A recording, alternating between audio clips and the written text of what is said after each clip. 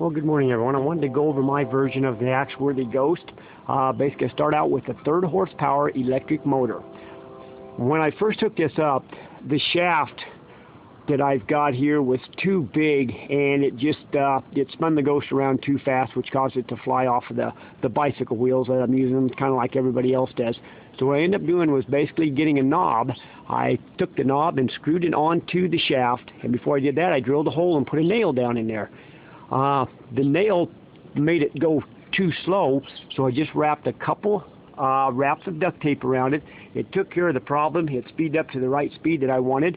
This basically here, my bungee cord, I just took a bungee cord, wired it together. It makes a great drive belt. I have no issues with that coming off. And then I did have to, kind of like everybody else, put the guides here to keep it on the wheels. We'll kind of go to my flying buddy here. His name is Chad. Now Chad is from Florida. Of course, we're sitting here in Nebraska, but Chad is from Florida. His name is basically Hanging Chad is his name.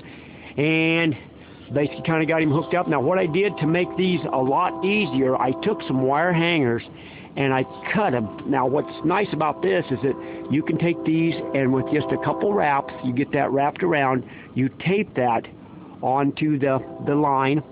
You can see that I did on this one here and keeps from catching, but these are fairly stiff and they really work good, and like I say, it's really easy to do this, and of course when it comes over, it clears here and we have no issues with it coming over around the wheels.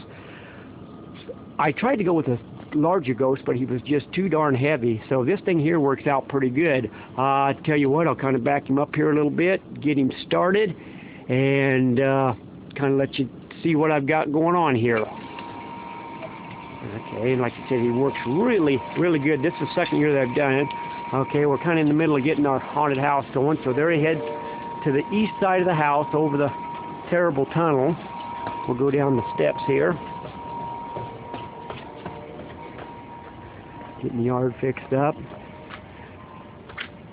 Looking forward to Halloween again this year.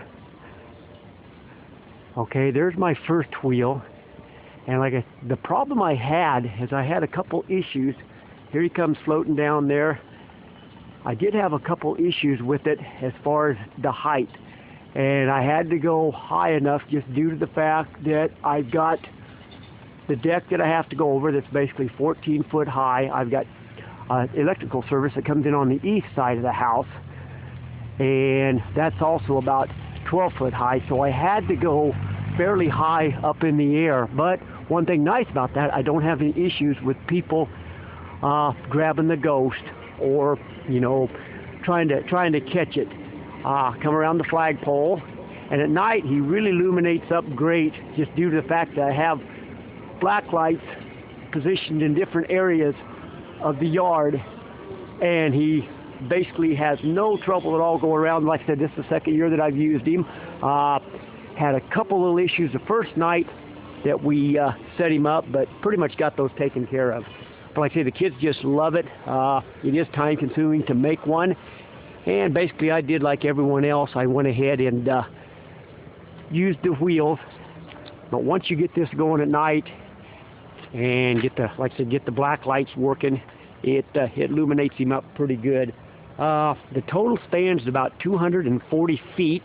And the biggest span that I've got is about 70 feet, 65 to 70 feet from this pole here to the flagpole. What I did, I put it up and let it set for a couple days, and then retightened the string, and I didn't have any issues with it. And like I say, it floats around pretty good. Like I said, at night it really works great. Like I said, the kids just love it. It's like I say, if anybody's ever done one of these, you know, I'm not telling you nothing you don't already know. It's pretty hard to do that. It just takes a lot of time and a lot of trial and error, but it's a lot of fun, and you just need to build one for your next Halloween, because it's probably getting too late to do one now, but everybody's got to have an Axworthy Ghost. Good luck with yours.